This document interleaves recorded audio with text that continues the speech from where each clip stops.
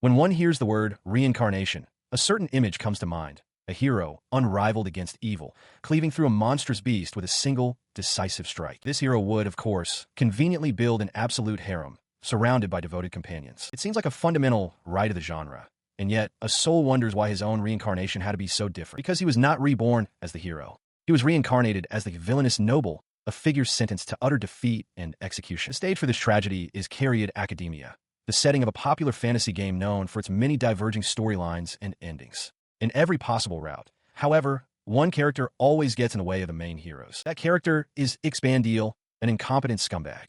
As the eldest son of the Earl who commands the capital city's knights, Ix uses his high standing to commit countless atrocities, a path that leads him directly to his end. His fate is absolute. In every version of the story, after the main characters enroll in the academy, they're destined to bring about his death, impaling him on a forest of blades. And it is as this very loser that he was reincarnated just 1 week ago. Lying in bed, the young Ix realizes with dawning horror that school starts, and the game begins in a mere 3 years. He turns to the young maid at his bedside and asks, his voice trembling, if she would believe him if he told her he was going to be murdered. The maid, Celestia of the Bandiel family, age 12, responds with a flat, "Huh," as she carelessly splashes water while pouring it. Despite her skepticism, a manic resolve forms in Ix's mind. He gives a thumbs up, declaring that he has made a ruling. The super beautiful chairwoman maid Celestia is now his. Her response is not one of acceptance. Celestia holds a ruler in her gloved hands, pulling it taut with a sharp snap, her expression severe. She begins to list his many well-known offenses. He has publicly insulted lower-ranking nobles, a memory that brings a cruel laugh to his face. Furthermore, she points out he tried and failed to court a marquis's daughter, and worst of all, he splashed water on a saint. Despite this history, she remarks that for some reason, she feels he has changed a lot recently, though in other ways he hasn't. Ix seems to struggle with the memories, dismissing them as things to be forgotten. She then suggests a simple solution. Couldn't he just apologize to everyone? But he clutches his head in despair, shouting that it's far too late for apologies. It is especially impossible, he thinks, when considering the saints of Melisto, who loom in his mind as imposing, powerful figures. He has earned the grudge of many dangerous people. With a grim certainty, he concludes that his fate is sealed. Celestia tries to reassure him, certain that the saints would forgive him if he only apologized. But he snaps back, insisting that he knows for a fact that they hold a grudge. He elaborates on their power, explaining that they possess tremendous amounts of mana, making them formidable in healing, offense, and defense. Furthermore, they lead the entire continent's largest church. The weight of this knowledge crushes him. He collapses face first onto his bed, thinking about how he was given a chance to come to this world, a video game world, and then slams his fist into the mattress in frustration. But then, a realization strikes him. He has played this game exhaustively. He knows everything. How to get stronger, who the dangerous figures are, and all of their weaknesses. With this knowledge, he decides on a new path. He must become so strong that no one can kill Ix. His training must begin before school starts. He leaps to his feet, a wild, fanged grin spreading across his face as he makes a shocking declaration. I'll become the ultimate villain. Celestia, watching from the doorway, can only look on in confusion. He began his training by attempting to manifest his power, but all he could conjure was a tiny, flickering flame in his cupped hands. He stared at it in disbelief, questioning if this was the full extent of his talents. As Celestia watched with concern, the flame sputtered and died, leaving only a wisp of ash. His frustration quickly turned to agony as he suddenly burst into flames, his screams echoing through the room. Celestia, however, remained unfazed, giving a thumbs up and cheerfully suggesting they have a whole roast pig for dinner that night. The training regimen then shifted to the Black Feather Forest near the Bandiel territory. Clad in a heavy suit of armor, he found himself facing a monstrous beast. Realizing that monster slaying was the path to gaining the experience he needed, he shouted his strategy aloud to Celestia, who stood beside him with a stoic expression. In order to become strong, it was most effective to defeat powerful monsters. Putting his theory into practice, he squared off against a wolf-like beast, sword and shield at the ready. From a safe distance, Celestia observed, acknowledging that even this smaller creature was powerful. The beast lunged with ferocious speed, and he grunted, bracing for the impact. Despite the struggle, he pushed back, his face a mask of fierce determination. He roared that he was not scared, reaffirming his vow to become the ultimate villain. His bold declaration was immediately followed by him being knocked flat on his back. The monster stood over his prone form, tilting its head in confusion, while Celestia looked on with weary exasperation. Lying there, he recalled the game's fundamental rule.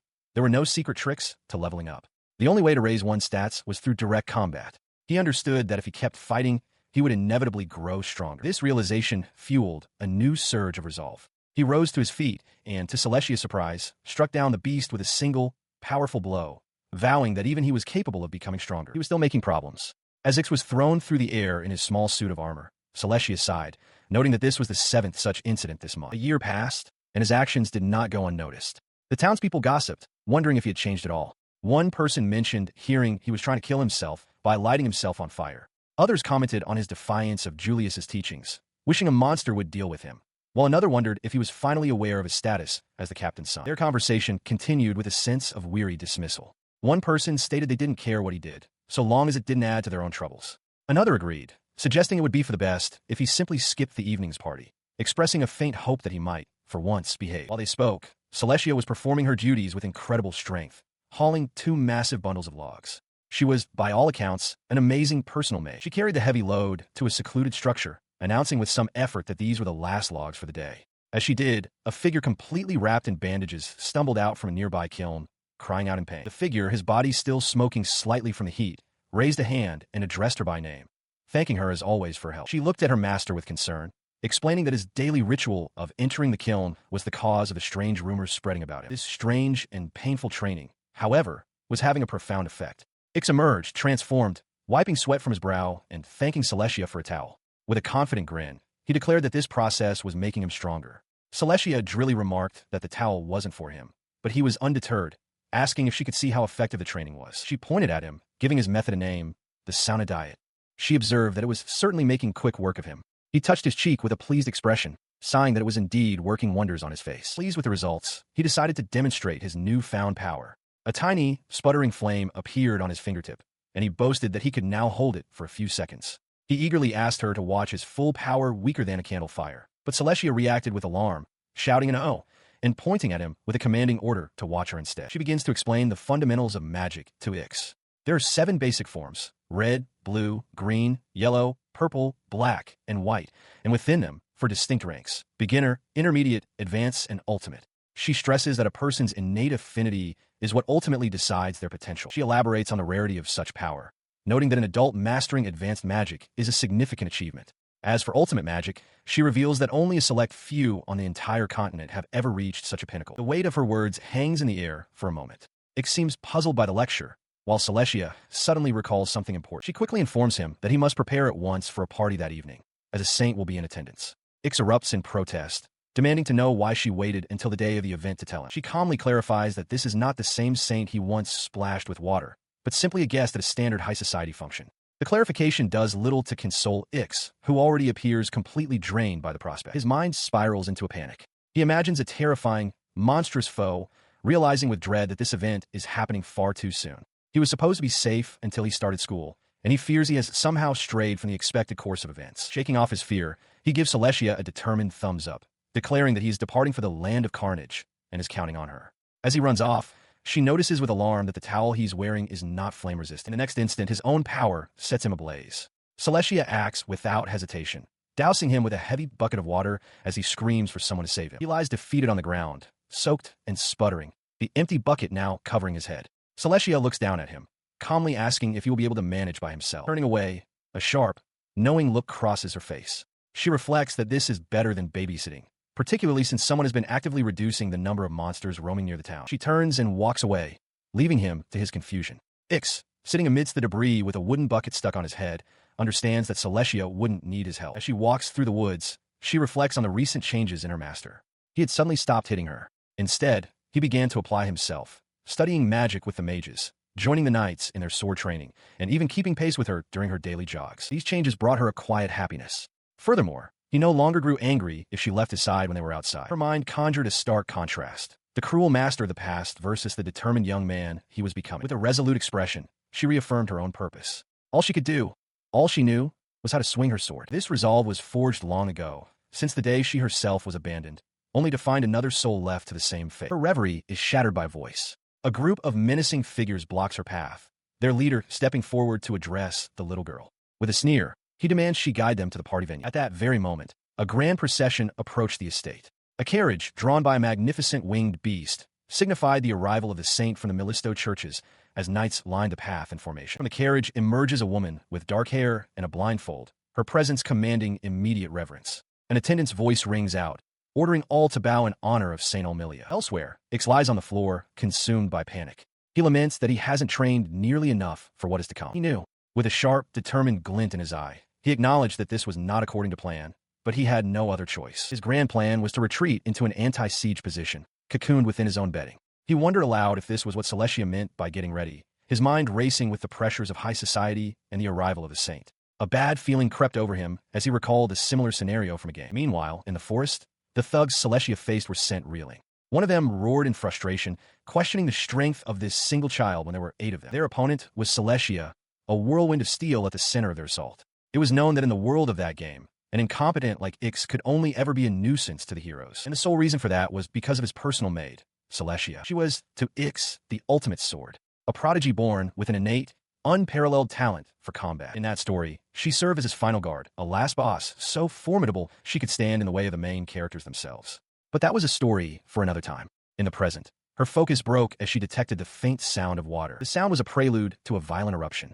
A geyser of water burst from the ground beneath her, throwing her off balance and into the air. She landed hard on the soaked earth. The leader of the thugs stood over her, his voice laced with condescension. He remarked that while she had talent, she lacked experience, chiding her for not even considering the possibility of an ambush. It had made his task simple. He revealed his intent was simply to knock her down, a task accomplished with a water magic emanating from a beast-headed gauntlet on his arm. He then paused, muttering that he was saying too much before noting with a hint of something else in his voice that she appeared to be the same age as his own kid. Standing over the defeated Saint Humilia, the thug leader considers his next move. He decides he will have to force her to reveal information about the security. He turns to his subordinate, wiping grime from his hand. He orders the man to start cleaning up the blood and any other traces of their fight. The subordinate affirms the command. As he walks away from her prone form, he declares that they will proceed their own way. He reveals a cruel plan. After they are done with her, they will feed her to monsters, using some frenzied beasts to stir up chaos. Lying on the cold ground, a thought crystallizes in Humilia's mind. At times like this, she must be the one to finish this worthless assassination of the saint. Her mind drifts back to a memory from long ago, before her master had changed. A young Bandiel was being taught how to use a sword by a young Celestia, an arrangement he himself had ordered. In the memory, the young boy, sweating but determined, looks directly at Celestia and asks if she would give him another chance. The scene shifts to Celestia standing over a defeated Ix. With a hint of smirk, she admits to herself that she really did beat him up. Moments later, Ix stuffs his face with food, his cheeks puffed out. Celestia asks if there is something on her face, prompting a muffled apology from the boy. The memory fades, returning to the grim present. The thug leader looms over Humilia, calling her stupid and asking if she is ready. He announces his plan to wake her up by breaking her fingers. Instead of screaming, she erupts into hysterical laughter, pointing at him and exclaiming how ridiculous his face is. Before he can react, a figure blurs past, a draconic aura flaring into existence. A powerful kick connects with the thug leader, sending him flying. Bandiel has arrived. The thug leader staggers, his mind reeling from the unexpected arrival. He questions the source of this immense mana, wondering if it belongs to the knight captain or a member of the church, certain that his plan could not have been leaked. The sheer force of the newcomer's presence is overwhelming, a sinister energy that blasts outwards, sending the thug reeling and pinning the fallen Saint Humilia to the ground. Meanwhile, another figure stands amidst the chaos. He casually greets Celestia, who kneels on the ground before him, addressing him as master. With a hint of irritation, he asks if she put his outfit on correctly. His appearance draws the immediate scorn of the thugs. The subordinate loudly questions why the idiot came running from the saint, calling him a coward. The leader joins in, identifying him as Ix, whom he's heard is a fool hated by other nobles, a talentless brat with no friends. The barrage of insults strikes him with surprising force, and he collapses to his knees, feeling as though he's been physically attacked by their sharp words. He stops Celestia as she urges him to get back. He recalls an event from the game he once played. The attack on the saint was supposed to be carried out by simple bandits. This deviation means the true antagonists are a group called Diols, a cult that opposes the Church of Melisto with the slogan God is gone. The thug leader overhears and demands to know how a mere noble's brat could possess such information. Ignoring him, the young man tells Celestia to relax, assuring her that her candle-like magic won't be needed.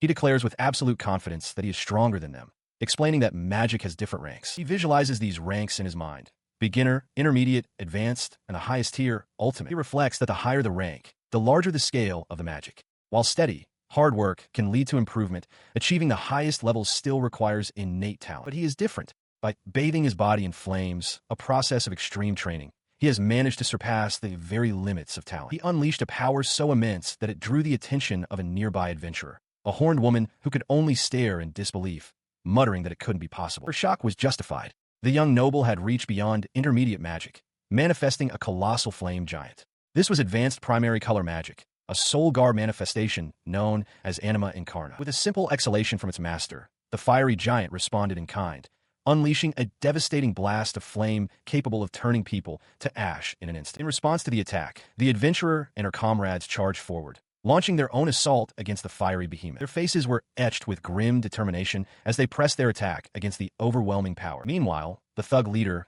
his face a mask of fury, demanded to know what was happening. Ix calmly suggested that he should simply turn tail and run. Enraged by the suggestion, the thug leader refused to back down. He screamed that the saint who had refused to heal them was just beyond the flames, and that he would make the boy pay for his smirk. He watched the man's tirade, holding the maid close. He acknowledged the man's reasons, but the thug's expression shifted to one of pure shock as he realized the implication of his actions. Flames licked across his face as his expression hardened into a cold glare. He stated plainly that the man had made a fatal mistake. He had laid a hand on his maid. He promised to repay the man for his transgression. As he spoke, the flame giant's massive hand closed in on the terrified thug, whose face contorted in a scream of horror. His summoned creature unleashes its power, resulting in a massive, fiery explosion that engulfs the area. In the aftermath, a young girl with long, light hair stands before Ix, looking up at him in disbelief. She addresses him as Ixama and asks why he came to save her. Her question seems to trigger a memory of another man, one with slick back hair, who had grabbed her. This man declared he had been hoping for someone to appear, wanting an audience to witness his capabilities. The girl had cried out in surprise as he seized her, but in the present, Ix holds her gently, explaining that he came because he sensed something was wrong and grew worried. He tells her that ignoring a girl in trouble is simply not in his character. His simple, earnest reason moves her to tears, and she quietly cries while leaning against him. Far below them, the source of her distress has been utterly annihilated. The bodies of the thugs are left, as nothing but charred remains scattered across the scorched earth. Back in his arms, she takes a deep, steadying breath, her ordeal finally over. He looks forward with a fierce grin, declaring that this is a fantasy world and that no one should underestimate it. A year passes. The girl, now older, walks with Ix toward a distant structure identified as the ancient Sky Castle. She recalls his promise to show her his tenacity, acknowledging to herself that he has indeed gotten stronger. As she approaches the castle, she finds the path blocked by the colossal corpse of a slain beast. Standing victoriously atop the creature is the same arrogant man from her memories, now clad in armor. She watched as Ix stood atop the massive, slain beast, a fierce grin on his face. He declared his ambition to grow even stronger, vowing that a day would come when no one in the world could possibly kill him. Looking up at him, she recognized the profound change in his demeanor. This transformation, she realized, was the result of his unwavering tenacity. Nearby, Celestia observed the scene with a knowing smile. She remarked that while his outward appearance had changed, she guessed the contents of his skull remained the same. Beside her, a small, dark creature let out a sharp cry as the female protagonist continued to gaze forward. The tale is a familiar one. A hero, blessed by the goddess, strikes down the demon king with a legendary silver blade. In the present, two women observe a telling of this story. One, a knight, remarks how all knights seem to adore the hero. The other, Celestia, gazes intently, confessing her own love for him and pondering what kind of man he truly was. Elsewhere, the man known as Ix reflects that 2 years have passed since his reincarnation. He recalls his past self, a man who trained relentlessly so that the heroines could not kill him. One of those heroines, a woman in a nun's habit, remembers that man as wonderful.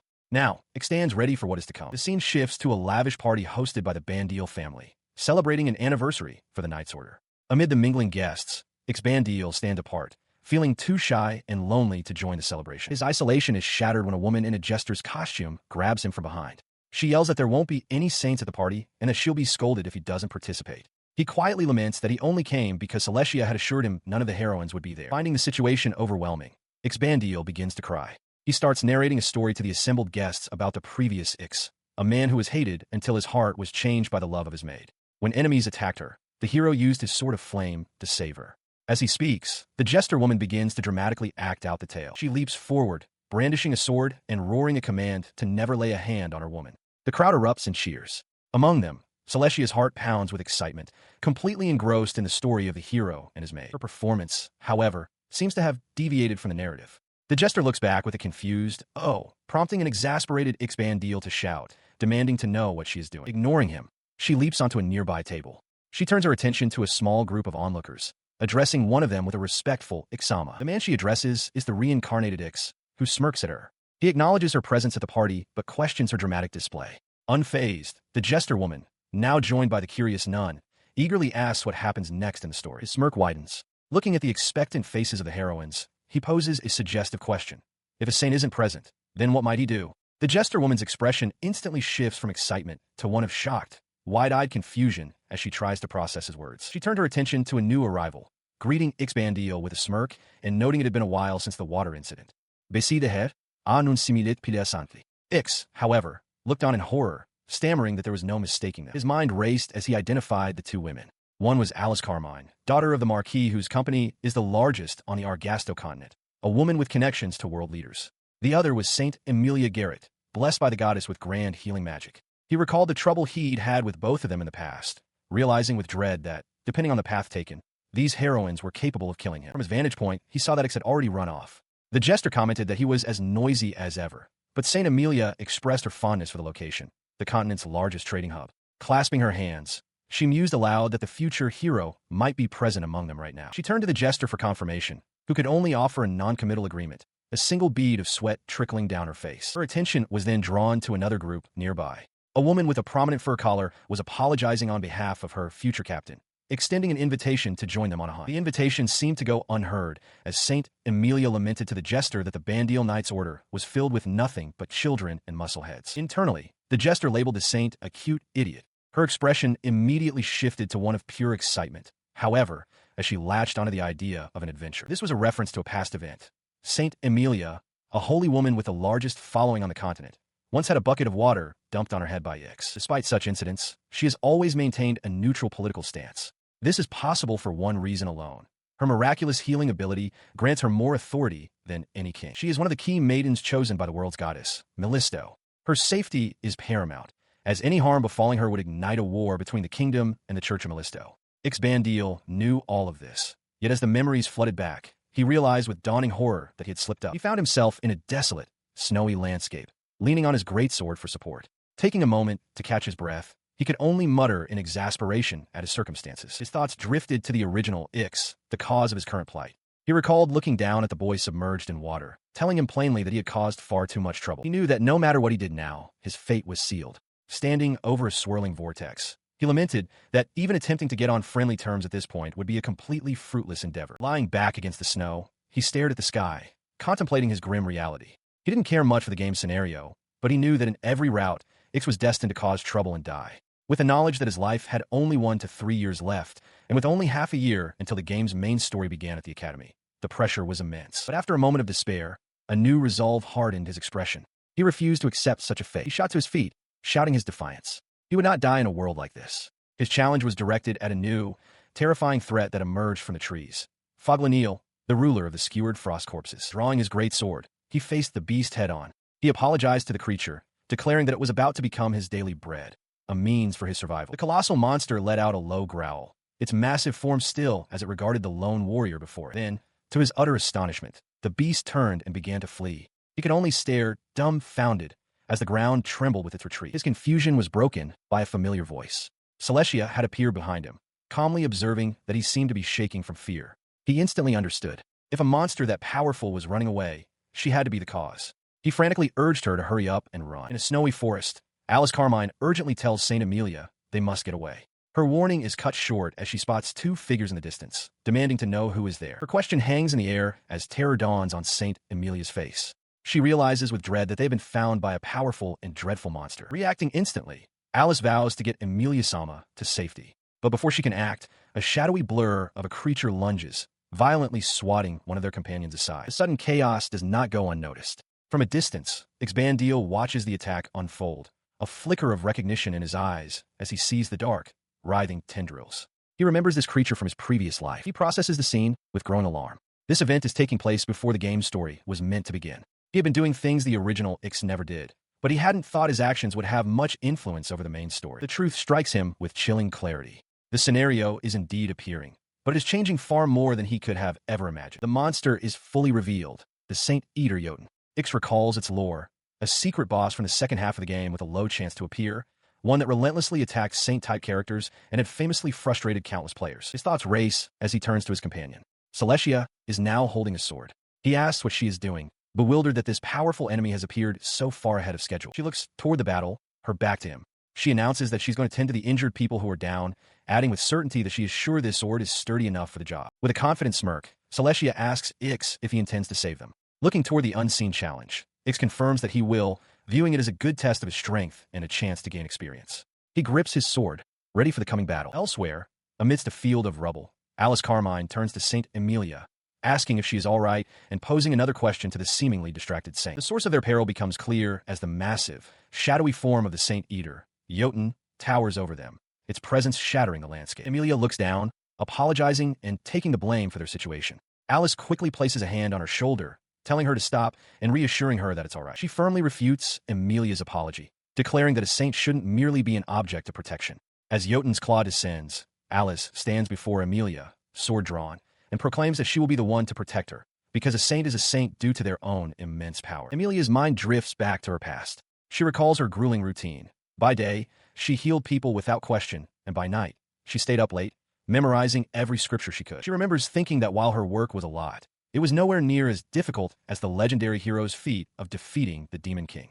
Her favorite part of that story, she recalls, was the very beginning. Her thoughts linger on that specific moment, when a hero first appeared before the revered Saint Kiniliasima. As a young girl, she had looked toward a brightly lit doorway with anticipation. From that light, a young man in a horned helmet emerged, reaching out his hand to her. He told her that he needed her to save the world and asked her to join him. Returning to the present, Emilia finishes her story. She looks at Alice and adds that, at the very least, she now has someone who will listen to her, despite her exasperations. Her resolve hardened as she faced the beast. She acknowledged that the world was filled with all kinds of people, those she liked and those she disliked, and that she couldn't save everyone. But she believed her power was given to her for the purpose of one day saving them all. Below, Alice cried out her name in alarm. Her mind flashed back to a pivotal moment in her past. A young hero stood with her, unleashing a spell, intermediate holy white magic, holy shine ring remisupero. He noted that, at that moment, his fighting ability was merely a 10. The magic erupted, forming a colossal giant of fire that tore the shadowy beast, Yoten, to shreds.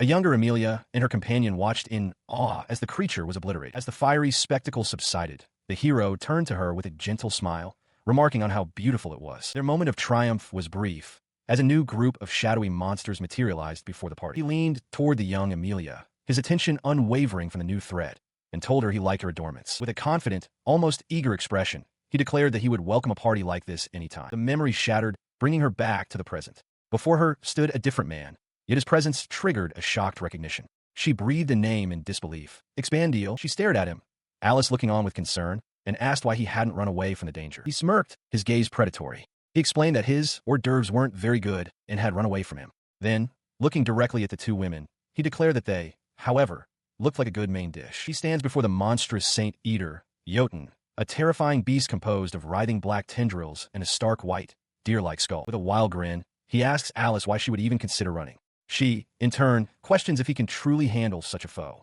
He dismisses her concern, stating that they'll just have to see as he turns to face the creature. He then charges forward, sword drawn, roaring a challenge for a duel. The warrior leaps, bringing his blade down in a powerful arc aimed directly at the Saint Eater's head. His sword connects, slicing cleanly through the beast's skull-like faceplate. Despite the direct hit, the creature remains standing. He lands with a smirk, noting that the physical attack didn't even seem to phase it. Changing tactics, he raises a hand and proposes a new approach, unleashing a spell of beginner red magic. The words flash fire detonas echo as an explosion of dark energy erupts around the monster. The beast's tendrils immediately regenerate and lash out, wrapping around his body. He realizes this is the true nature of Yoten. Nearby, Alice and Emilia cry out in shock, recognizing the creature's ability to regenerate. A look of manic glee spreads across his face. He kicks off the monster, shouting with excitement that a creature capable of this must be worth a crazy amount of experience points. His bizarre reaction leaves both Alice and Saint Emilia utterly stunned and speechless. She watched the chaotic battle unfold, a single, troubling question echoing in her mind. Was this truly Bandiel fighting before her? The ferocity, the strange joy, it was a side of him she had never seen. Nearby, Saint Emilia could only gasp in horror, her hands flying to her mouth as she witnessed the scene. Her shock was caused by the sound of a thunderous crack, as Ix's cross-shaped weapon shattered against the might of the Saint Eater. He was thrown back by the overwhelming force, crashing into the snow-covered ground. He grunted in pain, yet as blood trickled down his face, a chilling smile formed on his lips. He mused to himself that a secret boss-class monster would not be defeated so easily. Blood splatters across Ix's face as he looks toward his injured companion, Bandiel, who is being tended to by Saint Emilia. Despite his own grievous wounds, Ix asks if he is all right. Seeing his condition, Saint Emilia turns her attention to Ix, her eyes wide with concern. She stammers, offering to heal him immediately. He forcefully rejects her aid, ordering her to get back if she cannot fight. Shocked, Emilia insists that even if she can't fight, she can still contribute. Ignoring his command, she declares that she possesses the power to save him. A brilliant light erupts from her outstretched hand, enveloping Ix as he feels the pain and wounds coursing through his body begin to heal. His body restored. Ix thanks the saint and takes a sword from the still-recovering Ix Bandiel. He assesses the situation, noting that his usual firepower is just short of what's needed for a decisive blow and that he has a suggestion. He proclaims himself the strongest villain, Ix Bandiel. As he channels his energy, Saint Emilia understands. Ix may have no talent, but his mana has grown immense from his suicidal training regimen. This power, however, is unstable. He has barely any control over the raw energy he commands, which manifests as the chaotic form of the Saint Eater, Yoten. It is a double-edged sword. The very power he wields damages his own body, causing his form to crack and break under the strain. But the circumstances have changed. Ix has never dared to use his full output before, but now he has Emilia, the greatest healer in the world, with him. He can finally risk it all. Her expression shifts to one of awe and terror. Gritting his teeth, Ix announces he is raising the voltage, warning that if he misses, they will all be turned to ash together. He extends a hand towards Saint Emilia, a confident smirk on his face. He calls her Heroine and invites her to join him. She can only look up in stunned confusion. His invitation hangs in the air as the group stands before the monstrous Yoten. He declares that his method is nothing more than simple science. As Emilia cries out for him to wait, the science behind his power is revealed. By mixing green wind with red fire and adding pure oxygen, he can maximize combustion. He then compresses this superheated flame inside molten rock, creating a core that reaches over 6,000 degrees Celsius. This incredible energy coalesces into a blade of shining silver. He surges forward, weapon in hand, to strike the beast. The blade finds its mark, unleashing a cataclysmic explosion of white-hot power that engulfs the monster. Within the blast, Yoten's armored carapace begins to shatter and disintegrate from the sheer force of the impact. A silver streak slices through the lingering smoke and chaos of the aftermath. From a distance, a woman with reptilian features observes the battle, her eyes fixed on the attack. She murmurs that it was just like a shining silver sword. Her words evoke an image from legend. Ix clashing with the horned helmet hero, their shining blades meeting in a shower of sparks, just like in a fairy tale. The sight of Ix wielding such power brings a look of utter astonishment to Emilia's face. A single, profound realization escapes her lips. Hero, as the battle rages, a new combatant appears, unleashing a torrent of power against the monstrous Yoten. This man, Malicio Ix Vance, channels an advanced form of magic, declaring to Ix that while he doesn't know why he showed up so early, it is time for him to exit the stage. He screams the name of his technique, the white-hot proclamation flame sword, his face contorted with the sheer force of the energy he commands. The attack culminates in a blinding explosion of white light that tears through the landscape. Watching from a distance, Alice Carmine and Saint Emilia can only stare in awe as the world is consumed by the blast. When the light subsides, the terrain is a wasteland. Amidst the devastation stands Ix, his cape tattered, but otherwise unharmed. He smirks, casually remarking to himself that it looks like he overcooked the main dish. He points forward with a confident grin, asking aloud if they saw his display of power. This, he proclaims, is his true strength. With his point made, he abruptly turns and dashes away into the snowy woods, waving a dismissive goodbye over his shoulder. Saint Emilia is left utterly speechless by his sudden departure. She and Alice can only watch him go, their faces etched with shock and confusion at the overwhelming power and bizarre behavior they just witnessed. The moment triggers a memory for Ix. He sees himself as a younger man, sitting with a woman who has cat-like ears. She holds his hand gently and tells him he looks like a fool, leaving him to ponder her words with a look of confusion. The resurfaced memory brings a sharp pang of pain, and Ix clutches his head with a grunt. Meanwhile, the true nature of Ix's relationships is laid bare. He had tenaciously harassed Alice Carmine due to a crush on her, while simultaneously harboring a deep jealousy for Saint Emilia's widespread popularity. A fleeting memory surfaces. A man cradles the limp, wounded body of the jester woman. In the present, Ix sits quietly, lost in his own world. His maid, Celestia, watches him, remarking that anyone looking so intently at him would find nothing more than a cute face. He breaks from his reverie, a slight smile touching his lips as he concedes that her observation is true. He then turns the compliment back on her, stating plainly, "You are very cute, Celestia." In a jarring shift, a memory of Alice Carmine surfaces. She grits her teeth, angrily tightening a bandage around a young man's arm. As he cries out in pain, she snaps that his injury is fine, especially if he has the nerve to complain about it. The scene dissolves, giving way to the majestic sight of a grand, winged airship gliding silently through the star-filled night sky. Aboard the vessel, Alice and Emilia gaze out a large window. Breaking the comfortable silence, Emilia turns to her companion and asks if she is thinking about Ix. She considers this for a moment, admitting that he was indeed cool, though a hint of reservation lingers in her voice. She then confirms with Emilia that Ix is the same age as they are. A warm smile spreads across Emilia's face at this realization. She happily concludes that this means they will surely see him again at the academy. As their airship soars over the sprawling city below, Alice's excitement is palpable. "I can't wait," she says eagerly. Emilia's response is far more subdued, A quiet, I guess. Their destination finally comes into view. The magnificent Cariad Lily Academia, a fortress of knowledge with countless spires reaching for the stars, perched atop a massive cliff.